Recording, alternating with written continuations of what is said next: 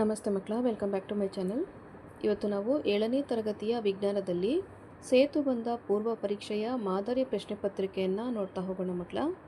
ಪ್ರಶ್ನೆ 1, ಹಸು ಮತ್ತು ಕಲ್ಲಿನ ಮಧ್ಯೆ ಇರುವ ಒಂದು ವ್ಯತ್ಯಾಸವನ್ನು ಹೇಳಿ. ಪ್ರಶ್ನೆ 2, ಮರವನ್ನು ಜೀವಿ ಎಂದು ಏಕೆ ಕರೆಯುತ್ತಾರೆ. ಪ್ರಶ್ನೆ 3, ನೀರಿಗೆ ಸಕ್ಕರೆ ಹಾಕಿದಾಗ ಏನಾಗುತ್ತದೆ. ಪ್ರಶ್ನೆ 4, ಗಿಡಕ್ಕೆ ನೀರು ಹಾಕದಿದ್ದರೆ ಏನಾಗುತ್ತದೆ. ಪ್ರಶ್ನೆ 5, ಉದ್ದವನ್ನು ಅಳೆಯಲು ಯಾವ ಸಾಧನವನ್ನು ಬಳಸುತ್ತಾರೆ. ಪ್ರಶ್ನೆ 6, ದೇಹದ ತಾಪಮಾನವನ್ನು ಅಳೆಯಲು ಏನು ಬಳಸುತ್ತಾರೆ. ಪ್ರಶ್ನೆ 7, ಮಳೆ ಬಂದರೆ ರಸ್ತೆಗಳು ಏಕೆ ಒದ್ದೆಯಾಗುತ್ತವೆ.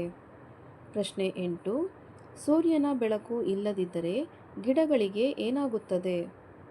ಪ್ರಶ್ನೆ 9, ಮರಗಳನ್ನು ನೆಡುವುದರಿಂದ ಏನು ಪ್ರಯೋಜನ. ಪ್ರಶ್ನೆ 10, ಪ್ಲಾಸ್ಟಿಕ್ ಬಳಕೆಯನ್ನು ಕಡಿಮೆ ಮಾಡಬೇಕಾದ ಕಾರಣ ಏನು. ಮಕ್ಕಳ, ಇಲ್ಲಿಗೆ 7ನೇ ತರಗತಿಯ ವಿಜ್ಞಾನದಲ್ಲಿ ಸೇತುಬಂಧ ಪೂರ್ವ ಪರೀಕ್ಷೆಯ ಮಾದರಿ ಪ್ರಶ್ನೆ ಪತ್ರಿಕೆ ಮುಕ್ತಾಯಗೊಂಡಿದೆ ಮಕ್ಕಳ.